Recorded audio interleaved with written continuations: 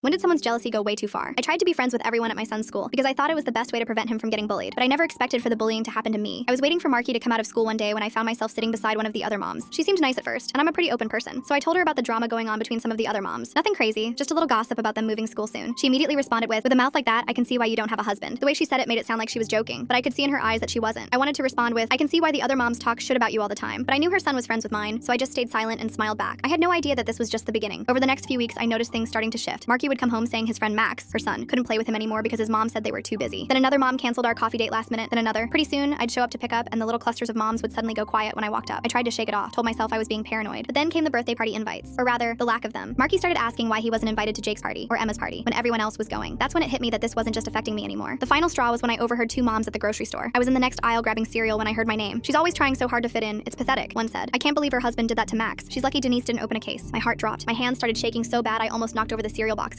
I abandoned my cart and practically ran to my car, my mind racing. Then it all clicked. That psycho had spread some kind of rumor about my husband and her son. That's when I remembered something from a few months ago, long before this whole thing had even started. I'd been volunteering in the classroom, helping with reading groups. Max had been struggling, and the teacher asked if I could give him some extra attention. He'd made huge progress, and the teacher had praised me in front of Denise, saying I was a natural, and asking if I'd consider becoming a regular reading volunteer. Denise's face went tight. She made some comment about how some of us work full-time and couldn't just play teacher. At the time, I thought it was just mom jealousy and shrugged it off. But then at the spring concert, Max, her son, had run up to hug me instead of her when he spotted us in the audience. Mrs. K, did you see me? Did I do good? The look on Denise's face, pure venom. Her son liked me, was succeeding because of my help, and she couldn't stand it. So she took that innocent classroom volunteering and twisted it into, I couldn't even think of the words. The next few days were hell. I noticed dads at school giving my husband weird looks at Saturday soccer. One mom actually pulled her daughter away when my husband bent down to tie Marky's shoe near them. The coaching coordinator called to say they'd restructured the assistant coach positions and wouldn't need my husband's help anymore. I wanted to scream. I wanted to find Denise and shake her and ask how she could do this to an innocent family, but I knew confronting her would make it worse. She'd probably claim I was harassing her or threatening her because she was protecting children. So instead, we decided to start fresh. My husband's boss had a branch they wanted to move him to anyway, and Marky would be going to a better school too. The irony wasn't lost on me. I'd tried so hard to protect Marky from bullies, only to learn that the worst bullies come in the form of jealous moms. Update. A lot of you guys want an update. We ended up moving and everything was going smoothly, until Denise had found a way to spread the rumors all across the city, pulling every string known to man. And when Marky was blacklisted from every single school in the district, I knew I had to make her pay. Full story on channel, link below.